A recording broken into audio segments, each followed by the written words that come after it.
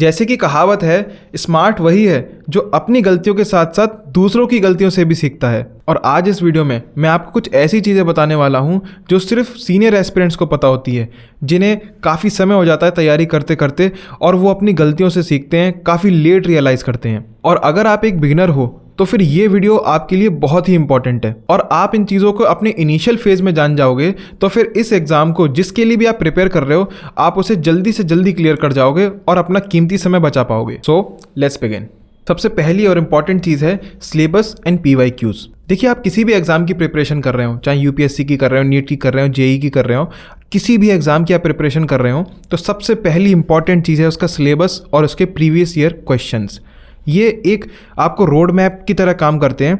जब आप PYQs उठाते हैं तो आपको एग्ज़ाम का पैटर्न पता लगता है कि किस तरीके से क्वेश्चंस आते हैं, कितने क्वेश्चंस आते हैं और किस लेवल के क्वेश्चंस आते हैं।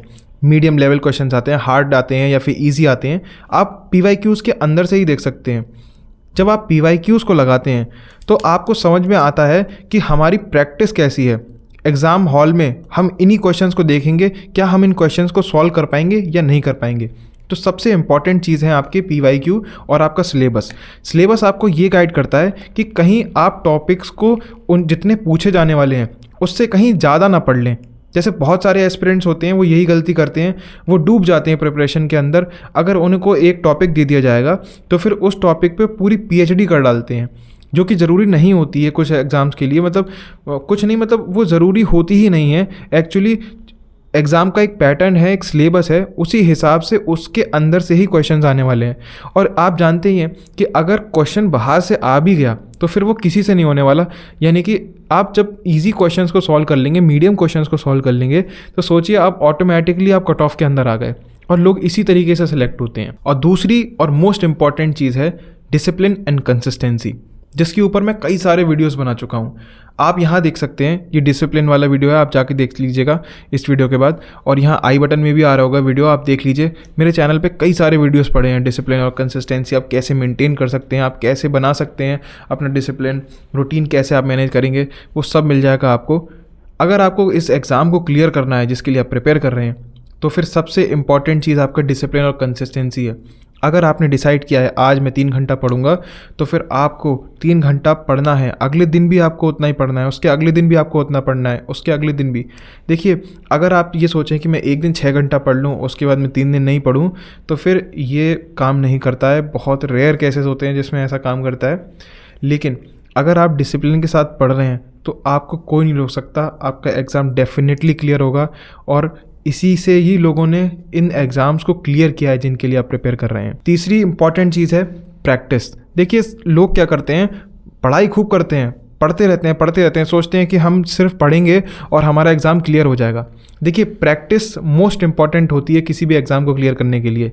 जब तक आप प्रैक्टिस नहीं करोगे, आप अपने आप को फेस नहीं करोगे कि आप कितने पानी में हो, आप कितनी चीज़ों को रिमेंबर कर पा रहे हो, आप कितनी चीज़ें आप रिटेन कर पा रहे हो, तब तक आप एग्ज़ाम में कैसे परफॉर्म करोगे। मैंने कई बार देखा है एस्पिरेंट्स डरते हैं इन चीज़ों से, लेकिन आपको ऐसा नहीं करना है। आपको स्टार्टिंग से ही, चाहे आप 10 MCQ सॉल्व कर रहे हैं, चाहे आप 20 सॉल्व कर रहे हैं, लेकिन आप डेली आप प्रैक्टिस करेंगे, आप डेली एनालाइज करेंगे अपनी मिस्टेक्स को, तभी तो आप अपनी मिस्टेक्स से इम्प्रूव कर पाएंगे, है ना। हम मिस्टेक्स करते क्यों हैं? हम उनसे सीखने के लिए करते हैं। और जब आप मिस्टेक्स को समझ जाएंगे अपनी, तो फिर डेफिनेटली आप अपने स्कोर को इम्प्रूव करेंगे। अक्सर क्या होता है, एंड में जब सब चीज़ें हो जाती हैं और हम एक साथ जब टेस्ट सीरीज़ और सारे क्वेश्चंस को लगाने बैठते हैं तो भाई एक्यूरेसी कम आती है, हम पैनिक कर जाते हैं और हमारी प्रिपरेशन बहुत अच्छी होती है, लेकिन उसके बावजूद भी एग्ज़ाम क्लियर नहीं हो पाता क्योंकि वो लैक ऑफ प्रैक्टिस में रह जाता है। हमें लगता है कि हमने बहुत पढ़ा है, हमें चीज़ें सब याद हैं, हमने कई बार रिवाइज़ किया है, लेकिन कई बार सॉल्विंग की जो स्किल्स होती हैं वो कम रह जाती हैं क्योंकि हम प्रैक्टिस कम करते हैं। तो उसी के साथ आप प्रैक्टिस भी कीजिए साथ में। Last and the most important thing, जो कि अगर आप इस चीज़ को लेके नहीं आएंगे तो ऊपर जो 3 चीज़ें मैंने आपको बताई हैं आप उनको भी फॉलो नहीं कर पाएंगे, और वो चीज़ है फोकस। देखिए, जैसे कि हम जानते हैं डिस्ट्रैक्शंस बहुत ही कॉमन है। जैसे हमारा सेल फ़ोन हो गया, हमारी सोशल मीडिया हो गई सेल फ़ोन के अंदर, या हमारा कोई भी अट्रैक्शन हो गया, या हमारा हॉबी हो गई, XYZ कोई भी चीज़, ये एक डिस्ट्रैक्शन की तरह काम करती है।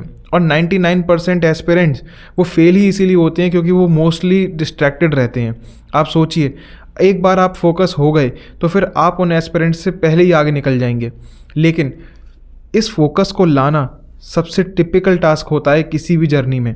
अगर आपने एक बार फोकस्ड होकर किसी भी एग्ज़ाम को अपना समय दे दिया तो फिर वो एग्ज़ाम आपके लिए ही बना है और आप ही उसको क्लियर करेंगे। लेकिन सबसे मुश्किल चीज़ है फोकस को लाना।